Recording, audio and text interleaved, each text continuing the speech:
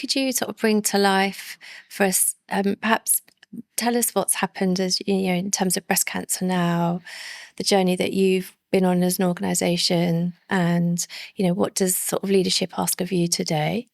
Yeah, of course. Yeah. Well, I suppose I'm just thinking about my time at breast cancer now. So next year I will have been there for 10 years, Wow. which feels ridiculous because it's gone so quickly. But during that time, I've obviously been involved in an awful lot of change.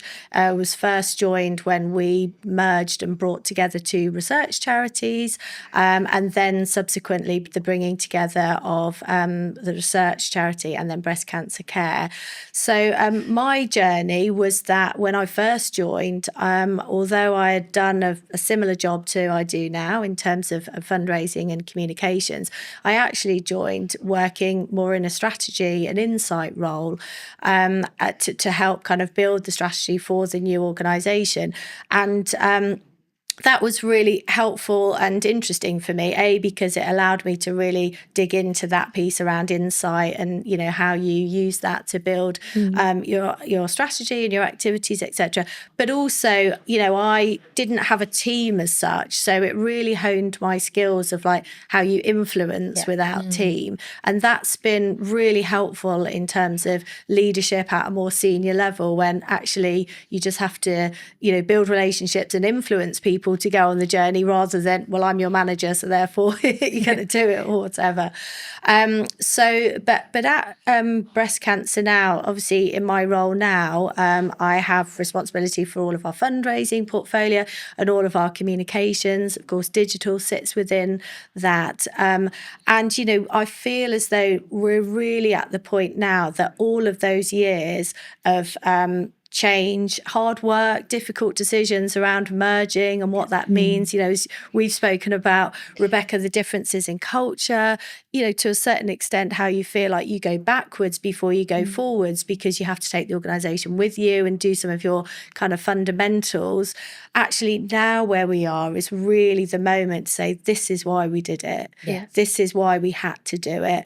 And, we've just launched our new 5-year strategy that will take us from 25 to 30. And we know in that time that the numbers of people diagnosed will increase, the numbers of people living with a secondary diagnosis will increase. And actually the need for an organisation like breast cancer now that goes across both supporting people now through to thinking about research for a very different future is at its heart. So I think the growth that I've had, or the opportunity I've had to go through and build the organisation in that way towards it, is now kind of coming to fruition and saying, okay, how are we going to execute all the plans that we know we need to deliver? So it's a really exciting time, and it's a real privilege to be in the role that I am, to take us on that next part of our journey. And people internally are really behind it. We have a relatively new chief exec in Claire Rowney, and I'm able to spend quite a lot of time with her, which is fantastic. And she often says, actually the focus of our organisation, that people know what we're here for, what we need to do, is so powerful and will make that journey to deliver on our strategy so much more possible because of our kind of alignment. When the news was broken that the merger was going to happen, and did you or did the organisation think and plan for it taking the time that it has? Because I totally hear you on, you get to this moment of, and we've had it, Manifesto has been on an integration sort of merger journey too. And it's only in the sort of looking back at this point that you realise how far you've come. But I'm sure at that time there was perhaps sort of hope, anticipation that perhaps some aspects wouldn't have taken quite as long as they have. Yeah, I think when we merged the first time, and I joined after that had happened, so I didn't share all the pain of leading into it, but bringing together two research organisations, I think, felt like an easier task. When we then brought together a research organisation and a care organisation, that was harder. There were more differences, although we did have more learnings from things that we hadn't necessarily done quite as well the first time, that then allowed us to go, let's not fall into that trap again. So I think the second merger was perhaps more difficult than we maybe anticipated. And, you know, it does take time. I think for us, we then went quite quickly into COVID. So we did the merger in 2019, did a year of transition, and then we were hit by COVID. And actually, for us, that really made us have to make some difficult choices.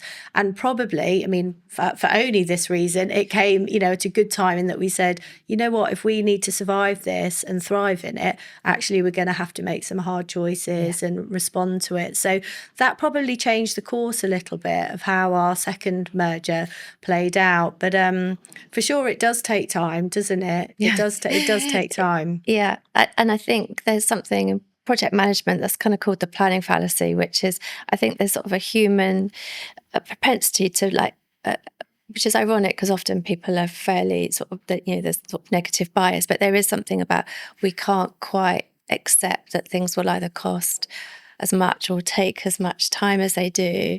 And I think you've only got to watch Grand Designs to see that people never seem to learn. But it absolutely does, because I think there are just many layers and spirals that you need to kind of go through and loop back round again in to get to the sort of pace of like consolidation.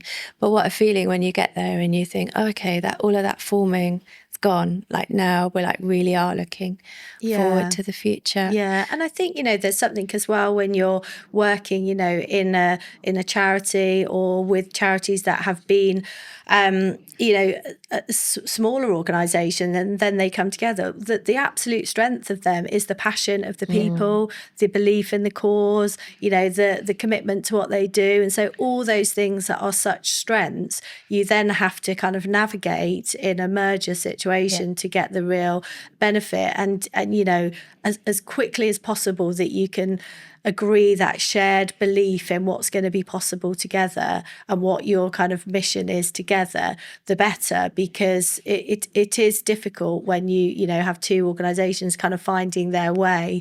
Yeah.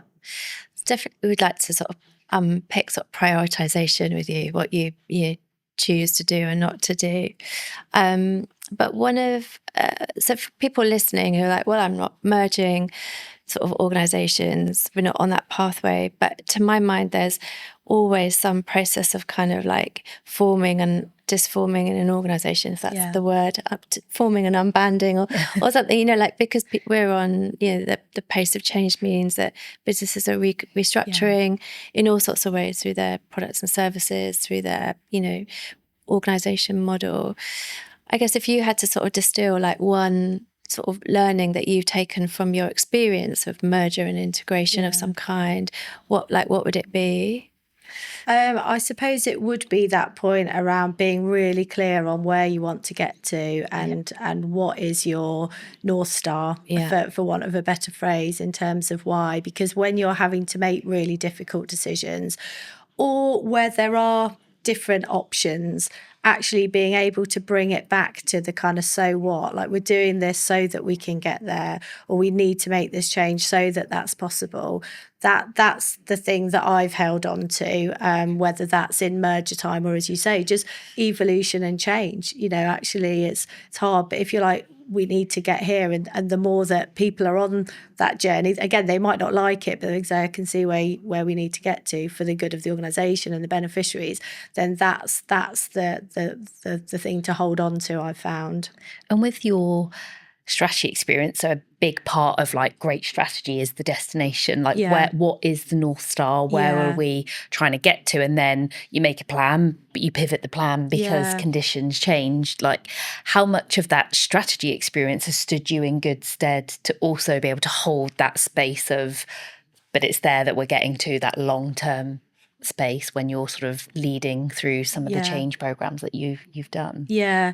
Well, I'm going to say it's not easy, and I'd love to give you like the perfect answer of how I do that. And I'm totally like on mission, single-minded. plan. I know exactly where we're going. But I think one of the really big challenges, again, of working in these amazing organisations that, you know, like Breast Cancer Now, is that we all feel the sense of what's needed. You know, I was just saying in our new strategy, we know that the number of people diagnosed will increase. We know that people aren't getting the support that they need now to work through a diagnosis and their treatment. And so actually your sense of responsibility as to what you need to do, what you need to be, and how you need to be here for people is really strong. And so actually making decisions about what you're not going to do is the hardest thing.